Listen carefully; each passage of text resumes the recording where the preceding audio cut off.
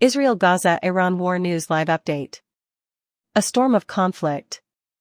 The Winds of War, a 1971 book by Herman Wouk, chronicled the ardor, courage, faith, and dread that American teenagers had to face in order to enlist, deploy, and face the formidable Axis threat in the years leading up to World War II.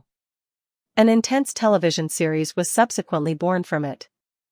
Many people nowadays are either directly or indirectly impacted by wars that are still going on or live in societies that are so disorganized that they may even seek out violence as a means to resolve their issues. Just one day in June 2024 brought unsettling news. The US and NATO decided to send Ukraine attacking Russia. Israel rejected American requests that it halt its genocide in Gaza, and for the umpteenth time, Hezbollah bombed northern Israel, and Israel responded. While Israel and Iran hurled hundreds of intercontinental ballistic missiles at each other, Yemen traded missile attacks with US warships in the Red Sea. At the same time, China warned that a severe military response would be forthcoming in the event that Taiwan sought sovereignty. Soon after, on July 4 in Astana, Kazakhstan, Russia and China gathered a group of its Eurasian friends at the Shanghai Cooperation Organization to oppose the dominance of the United States and Europe in the global economy. Japan and the Philippines have just formed a defense alliance, mirroring Japan's position in the security zone during World War II, which is equally alarming. It is clear from all these actions that the major nations are getting ready to go to war. Several West African countries, including Burkina Faso, Mali, and Niger, have lately joined the Alliance of Sahel States to fight the Economic Community of West African States, ECOWAS. Haiti is also in a state of violent turmoil, while significant regional hostilities are continuing in the Congo and Sudan. The United States, along with Europe, Latin America, and Myanmar and Bangladesh, is incredibly politically divided, and political instability within nations is a real possibility in all of these regions. In what ways could things go awry? Cultural weariness and a lack of direction, similar to what happened during the Cold War and both World Wars, is the true issue in the West and the United States. The rallying cry of World War I, a war to end wars, would not be acceptable in today's world. As for the Cold War motto, better dead than red, and the goals of both great wars, make the great safe for democracy, neither would it.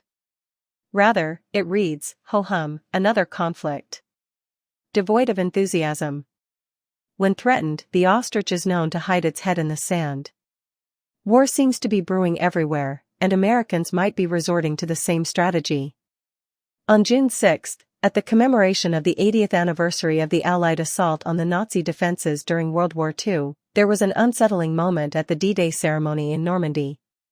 U.S. Army Chaplain Karen Meeker offered a prayer of gratitude for the fallen and a blessing on the living heroes present at the event, but she also included the foreboding words, "As war clouds gather."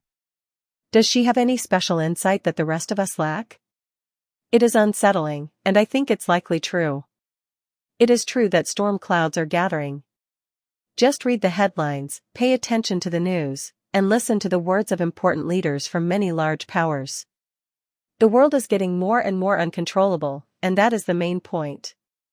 Yale historian Timothy Snyder compared the current situation to Europe in 1938, immediately preceding the outbreak of World War II, addressing a symposium in Tallinn, Estonia in May. I think that should make everyone scared. His words foreshadow the possibility of an escalating, widespread conflict unless unusual circumstances intervene. The continuing genocide in Gaza, the brutal and almost never-ending conflict between Russia and Ukraine, and the regional conflicts in the Congo, Sudan, and Myanmar are among the most pressing issues of our day. The North-South poverty gap and the widening economic difference between the East and West seem to be unsolvable problems. The world civilization is in danger if these disputes worsen. Perhaps this explains the continued popularity of the archetypal John Wayne and other macho heroes from yesteryear, such as our more combative presidents Andrew Jackson and Teddy Roosevelt. But nothing ever comes easy, and there's always a cost. Roosevelt's son Quentin lost his life fighting for the same cause his father was so passionate about. Herodotus, a Greek historian, made the astute but tragic remark that, in times of peace, sons bury their fathers, in times of conflict, fathers bury their sons. The next step is what? Stopping the U.S. sanctioned slaughter of innocent Gazans could be a good place to start. It would just take President Biden to muster the courage to firmly reject an ally's request. Why not have a sit-down with our enemies on the issues of Taiwan versus China and Iran versus Israel and the U.S.? That easy strategy has been successful in the past. The two countries of Sudan and Congo need to begin a serious peace process immediately. Peace, no matter how long it takes, is preferable to conflict every time.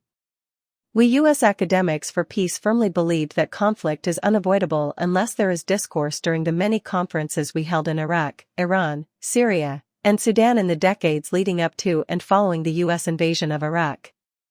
Who says you can't give it a go? Who knows? It could be effective.